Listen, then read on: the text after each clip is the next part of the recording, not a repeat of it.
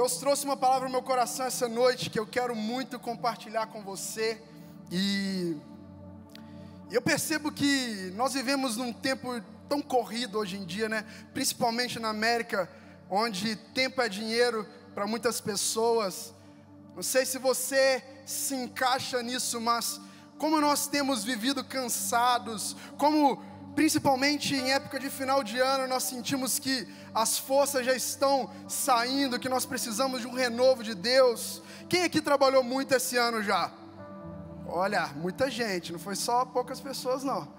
Muita gente, a gente sabe que o trabalho nos consome, mas nós estamos perseverando, estamos aqui, e eu creio muito que Deus te trouxe aqui essa noite, porque Ele deseja falar ao seu coração, Ele deseja renovar suas forças, amém?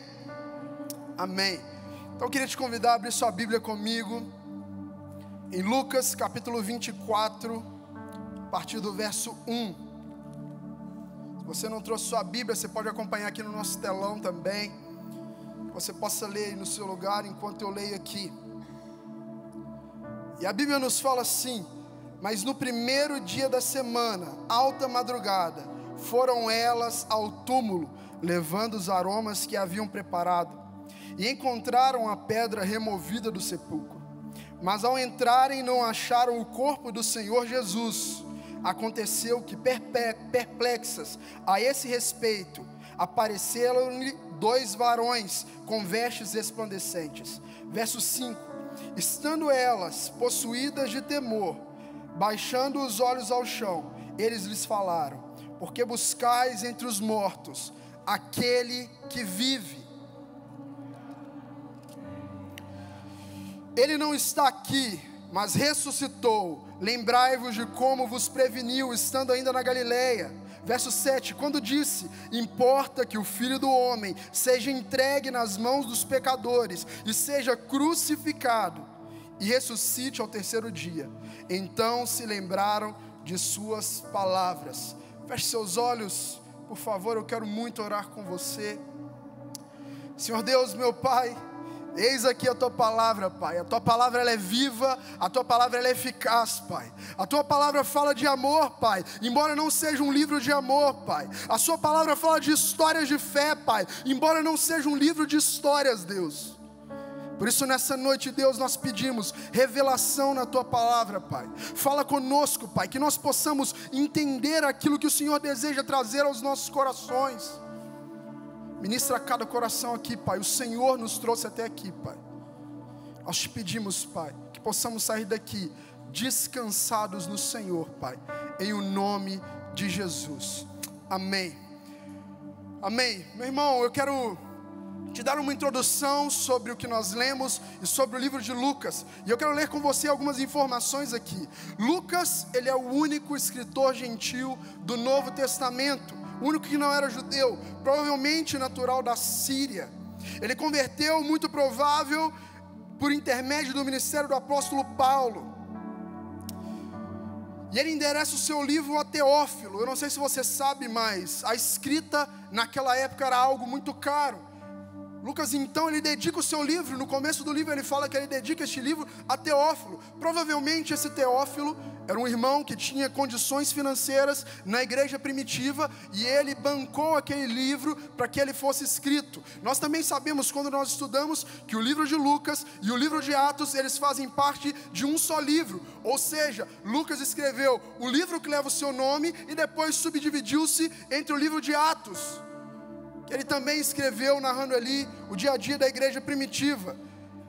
O intuito de Lucas no livro é apresentar Jesus como Filho de Deus. E ele volta a sua atenção especialmente para a humanidade de Jesus, com a sua compaixão para com os fracos, os aflitos e os marginalizados. De acordo com o prefácio, o propósito é relatar o início do cristianismo, ou seja, a igreja do primeiro século. Esse é o intuito de Lucas.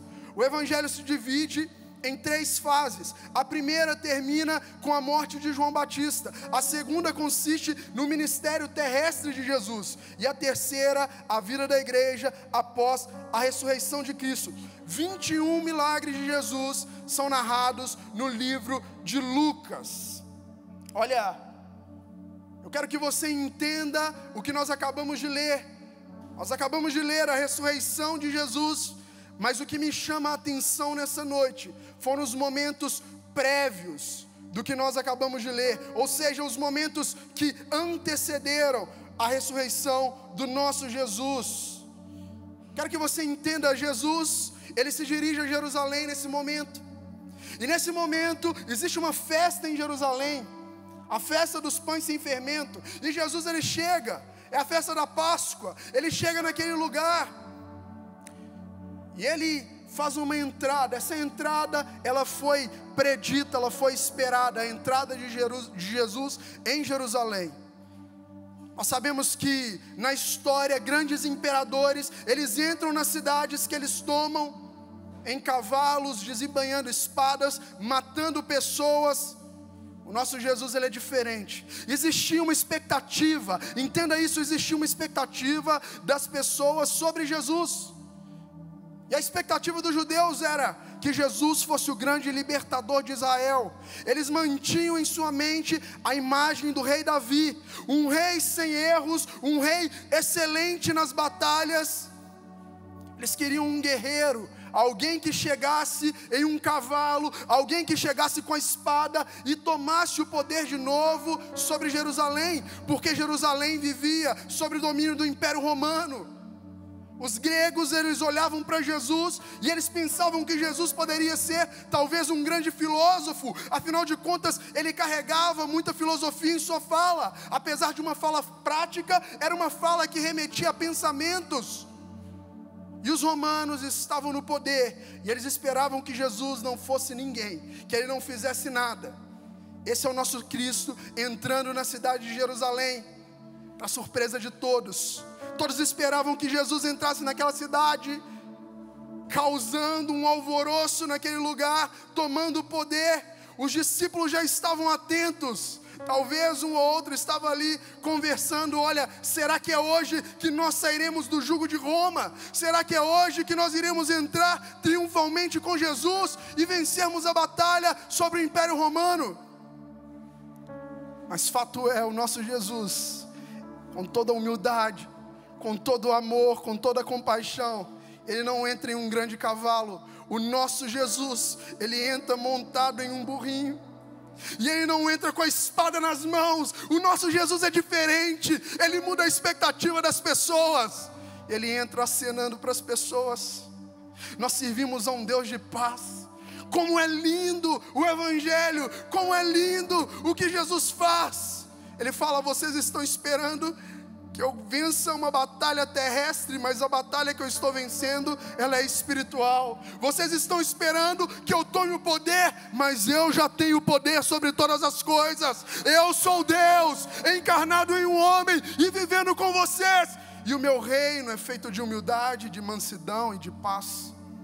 Isso já me chama muito a atenção.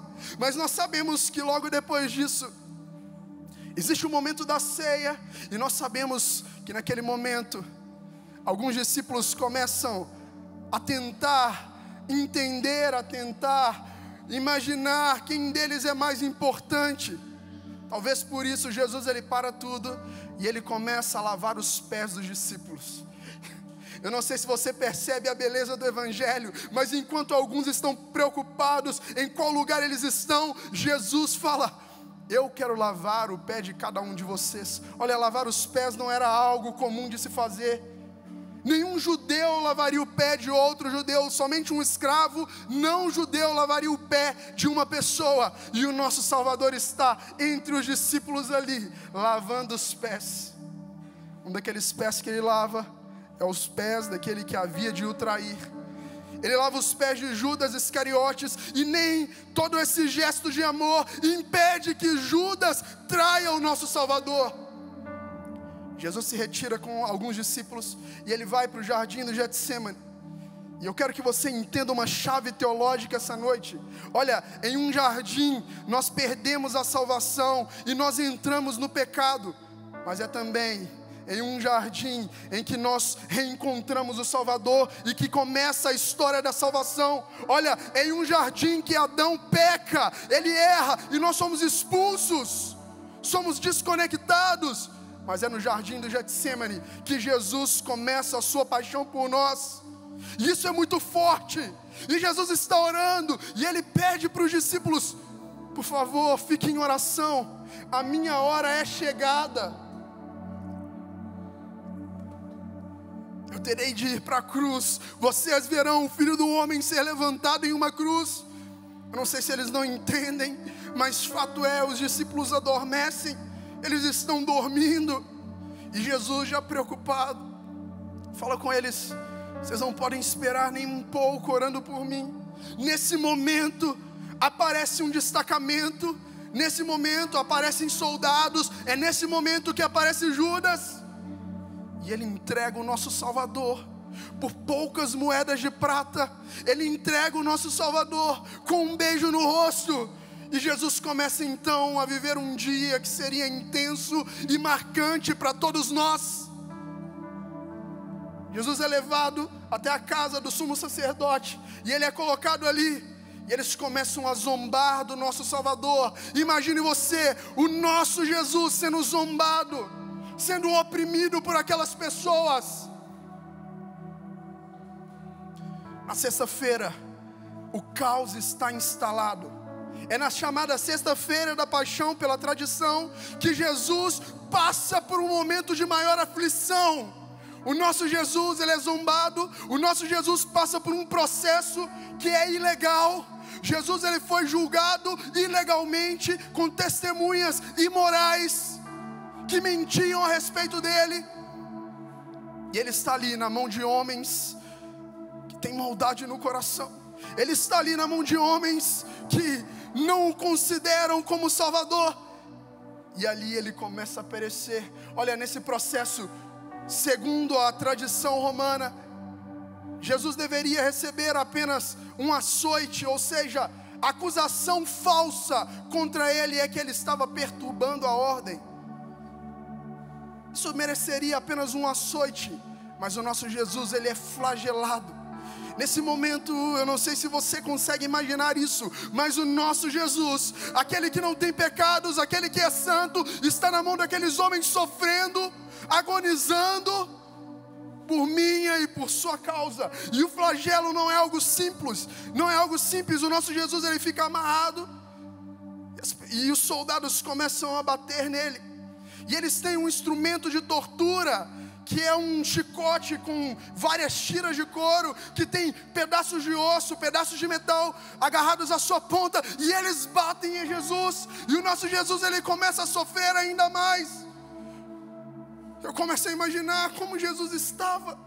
O corpo de Jesus talvez estava dilacerado, o corpo de Jesus talvez estava ficando irreconhecível. Aqueles homens não se cansam, eles estão nessa hora castigando aquele que não merece castigo algum. Eles estão açoitando o Filho de Deus, e ele resiste por mim e por sua causa. Como se isso não fosse suficiente, ele continua apanhando. Uma coroa de espinhos é colocada sobre a sua cabeça. Eles zombam de Jesus, colocam sobre ele uma túnica, uma capa vermelha. Eles ironizam, dizendo que ele não é rei. E o nosso Jesus segue o seu caminho para o Calvário. Nessa hora é colocado sobre os ombros de Jesus uma cruz pesada. A cruz pesava em média 50 quilos. 50 quilos colocado em cima do nosso Cristo, que já está fraco, que já está flagelado. Eu imagino que aquela madeira tocava os seus ombros, aqueles ombros abertos, e Jesus carregando aquela cruz, até o momento em que Jesus, ele não consegue mais carregar a cruz. Ele cai na terra, aquele chão sujo, entra poeira em suas feridas. Ele está ali, uma mistura de poeira e britas, e o nosso Jesus está no chão. Até que levanta uma pessoa para que acabe de carregar a cruz. Ou seja, aquela cruz, aquela parte vertical da cruz já está esperando no monte chamado Gólgota. E o nosso Jesus caminha para lá, ensanguentado, fragilizado. Nosso Jesus já havia expelido sangue no suor. Isso, para quem é médico, você entende. É um momento de uma tribulação que nós não conseguimos explicar. A pele está fragilizada, vasos se rompem, ele suou sangue, ele foi açoitado e agora ele se dirige ao Calvário. E nós sabemos que quando Jesus chega ali, cravos penetram os seus braços, o nervo é tocado, a dor é inimaginável. Jesus está ali por minha e por sua causa naquela cruz. Ele então começa a ser crucificado, os seus pés são colocados um em cima do outro e cravos transpassam os seus pés. Olha, Jesus é levantado. Quero te dizer uma coisa, talvez a experiência da cruz fosse a pior das experiências de uma tortura. Talvez fosse a pior forma de tortura que os romanos tinham. Jesus estava naquela cruz agonizando. Jesus estava na cruz mudo, mas sofrendo. E a dificuldade da cruz não é apenas a dor que é sentida, não é apenas a coroa de espinhos, mas provavelmente a morte devido à cruz se dava pela asfixia. Jesus estava pendurado, o seu pulmão era comprimido. Todas as vezes que ele queria respirar, ele teria que se levantar para tentar respirar, e logo depois o pulmão se comprimia, o peso do corpo o forçava a descer. Entre dois ladrões, numa sexta-feira, está o nosso Salvador, morrendo por mim e por você. Imagina os discípulos, eles estão apavorados. Jesus está morrendo, nós vimos ele fazendo milagres, nós vimos ele curando pessoas, e agora ele está na cruz do Calvário, pendurado. Imagine Maria, a mãe de Jesus, de frente para ele, vendo o seu filho perder a vida por escolha própria. Sabe, a sexta-feira ainda não acabou. Jesus, ele decide se entregar, e ele diz: está consumado. E ele se entrega por mim e por você naquela cruz. Hoje muitas pessoas não pregam a cruz do Calvário, mas eu creio que é necessário lembrarmos do sacrifício de Jesus naquela sexta-feira. Ele se entrega, o dia ele se esconde, se torna trevas, e logo eles tentam tirar Jesus, eles buscam tirar Jesus, para que eles possam preparar o corpo de Jesus. Afinal de contas eles são judeus, e para um judeu, quando a sexta-feira ela se torna noite, já é sábado. Eles estão no sábado, eles não podem trabalhar, eles não podem fazer nada. Descem o corpo de Jesus, pedem que alguém faça um favor, para que alguém o abençoe e compre o túmulo. José de Arimateia se levanta, um irmão próspero da igreja, ele compra o túmulo de Jesus, ele busca o corpo de Jesus. Nicodemos, aquele que se envergonhava de Jesus, que se encontrava às escuras, agora ele prepara o corpo de Jesus com aromas, e o nosso Jesus é colocado naquele local, e o nosso Jesus é colocado, e a pedra fecha aquele túmulo, a pedra fecha o sepulcro. Olha, assim termina a sexta-feira. Assim termina a sexta-feira dos apóstolos, daqueles discípulos, daqueles que seguiam a Jesus. Uma sexta-feira caótica, uma sexta-feira inexplicável, uma loucura. E eles têm que descansar. E a Bíblia nos fala que os discípulos, eles se ajuntam em um cômodo e eles esperam que o sábado passe. Eles são obrigados a descansar. Eles têm que descansar, eles têm que parar, eles não podem fazer nada. Eu imagino que eles estavam confusos, querendo correr, pensando: nós seremos os próximos, o que irá acontecer comigo? O que irá acontecer com Pedro? O que irá acontecer conosco? Mas eles são obrigados a ficarem quietos e a descansarem. Eles estão esperando o sábado passar, para que no domingo de manhã eles possam honrar a Jesus, eles possam preparar o corpo devidamente. O judeu, ele tem uma tradição, ele acredita que quando o corpo vai ao chão, o espírito se encontra com Deus, e ele precisa preparar bem aquele corpo. O corpo de Jesus não foi totalmente preparado. Aquelas mulheres estão ansiosas. No primeiro raio de sol daquele domingo, aquelas mulheres saem correndo e elas desejam honrar o mestre. Elas estão perplexas, elas não sabem o que fazer. Mas quando elas chegam naquele túmulo, 2 anjos estão às portas e eles as perguntam: por que vocês estão procurando entre os mortos aquele que vive? Você pode glorificar Jesus? O nosso rei ressuscitou, ele está vivo. Eles passaram a sexta-feira, o dia mais caótico talvez que eles viveram, talvez o pior dia da vida deles. Eles entraram no sábado, um dia onde eles são forçados a descansar, um dia onde eles não podem fazer nada se não esperar no Senhor, se não guardar, se não estarem ali parados esperando que Deus faça algo por eles. E eles entraram no domingo. O domingo é o dia do milagre, o domingo é o dia da ressurreição, o domingo é onde nós contemplamos a beleza de Deus, o poder, a força do Senhor. Eu não sei se você já entendeu, mas como essa palavra já fala aos nossos corações. Olha, talvez nesta noite você chegou aqui vivendo uma sexta-feira. Talvez você me fala: pastor, essa palavra fala muito comigo, porque eu entrei aqui desesperado. Pastor, eu tenho várias situações que eu preciso resolver. Talvez seja o pior dia da minha vida. Meu irmão, eu não sei o que tem te afligido. Meu irmão, eu não sei o que tem te cansado. Meu irmão, eu não sei o que tem falado para você parar. Mas eu quero te dizer uma coisa: esse dia vai passar. Olha, não importa o que o Donald Trump diz para você, não importa o que as pessoas falam sobre a sua empresa, não importa o que as pessoas falam sobre a sua família. Você serve ao Senhor, você está no lugar certo, você está fortalecendo, ainda que você esteja vivendo uma sexta-feira essa noite, ainda que as coisas pareçam caóticas, ainda que pareça que nada vai acontecer, você veio ao lugar certo essa noite. Nessa noite Deus quer te dizer que existe expectativa, que existe saída e que Ele pode todas as coisas. Tudo que você tem que fazer, se é para o Senhor, você pode aplaudir melhor, meu irmão. Aplauda o Senhor, Ele é digno de toda honra, de toda glória.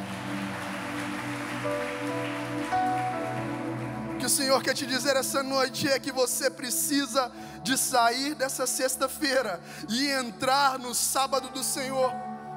Sabe, você precisa de entender que os dias maus, eles virão e eles estão aí, mas você tem um Deus que é poderoso. Entre no sábado com o Senhor, faça como aqueles discípulos, espere no Senhor, descanse no Senhor. O nosso Deus tem mais para cada um de nós, e enquanto nós descansamos, Ele trabalha. Olha, enquanto os discípulos descansavam, Jesus também descansava e Deus trabalhava. Você acha que Jesus não poderia ter ressuscitado no sábado? Claro que Ele poderia.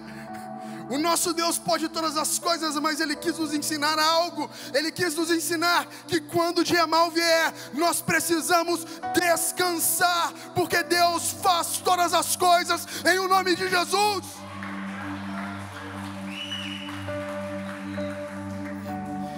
Quero te convidar nessa noite para que você descanse no Senhor. Deus te trouxe aqui, não importa se já está no final do ano, não importa se você já trabalhou demais, não importa quantos problemas você resolveu esse ano. Fato é, Deus te trouxe até aqui essa noite porque Ele quer que você se entregue e Ele quer que você descanse nele. Sabe, meu irmão, eu posso te falar de descansar no Senhor. Eu e a minha esposa temos um testemunho tão forte do que Deus fez em nossas vidas, de como nós chegamos até aqui, esperando no Senhor. Nós sabíamos que Deus iria nos trazer para as nações, mas nós tínhamos que esperar no Senhor. Desde o primeiro dia de casamento, na verdade, desde muito antes de casarmos, nós já sabíamos que Deus iria nos trazer, mas as portas ainda não tinham se aberto. Nós tivemos que descansar. Sabe, Nós tivemos que morar na casa de outras pessoas. Nós temos 4 meses de casados, morando na casa de outras pessoas, porque nós sabíamos que a qualquer momento Deus poderia nos trazer. E Deus me trouxe até aqui essa noite para te trazer essa palavra e dizer que você precisa descansar no Senhor.